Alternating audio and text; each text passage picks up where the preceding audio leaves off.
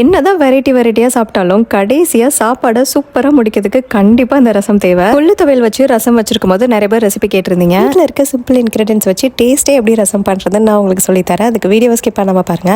நான் இன்னைக்கு கல்ச்சட்டி எடுத்திருக்கேன். நீங்க நார்மல் பாத்திரம்ல செய்யறத விட கல்ச்சட்டியில செய்யும் போது ரசம் இன்னும் சூப்பரா இருக்கும். நானே அதை எக்ஸ்பீரியன்ஸ் பண்ணியிருக்கேன். ஒரு 2 டேபிள் ஸ்பூன் தேங்காய் எண்ணெய் ஆட் பண்ணிட்டு பொடி கடுகா கிடைக்கும் மார்க்கெட்ல, அது சேர்த்துக்கோங்க. நல்லா பொரிஞ்சதுக்கு அப்புறம் நம்ம மிக்சியில அரைச்சி வச்சிருக்க விழுதை சேர்த்து இந்த தேங்காய் எண்ணெயில அந்த மசாலா நல்லா கோட் ஆகிற அளவுக்கு மிக்ஸ் பண்ணிக்கோங்க. இதுக்கப்புறம் வெந்நில ஊற வச்ச தக்காளி, புளிக்கரைசல் இது ரெண்டையும் சேர்த்து மஞ்சள் பொடி, காயம் இதெல்லாம் சேர்த்து உங்களுக்கு எந்த அளவுக்கு தண்ணி தேவையோ அந்த அளவுக்கு சேர்த்துக்கோங்க. ரசம் நல்லா டேஸ்டா இருக்கணும்னா பூண்டு கொஞ்சம் அதிகமா ஆட் பண்ணிக்கோங்க. அதே மாதிரி தண்ணீர் கொஞ்சம் குறைவாகவும் சேர்த்துக்கோங்க. எப்போதும் வைக்கிற பொட்டேட்டோ ஃப்ரை மாதிரி இல்லாம நான் இன்னைக்கு கிரீன் பொட்டேட்டோ மசியல் பண்ணிருக்கேன். வேக வச்ச உருளைக்கிழங்கோட கொத்தமல்லி, புதினா, பச்சை மிளகாய் இதெல்லாம் சேர்த்து பொட்டேட்டோ நல்லா மசிஞ்சு இருக்கனால 2 டேபிள் ஸ்பூன் ஆயில் சேர்த்து ஒரு டோஸ்ட் கொடுத்தீங்கன்னா சூப்பரா பொட்டேட்டோ மசியல் ரெடி ஆயிரும். ஃபைனலா கொஞ்சோண்டு கோகனட் ஆயில் ஸ்ப்ரே பண்ணிக்கிறேன். இன்னும் சிம்பிள் அண்ட் டேஸ்டி ரெசிபிஸ்க்கு மறக்காம பேஜை ஃபாலோ பண்ணிக்கோங்க.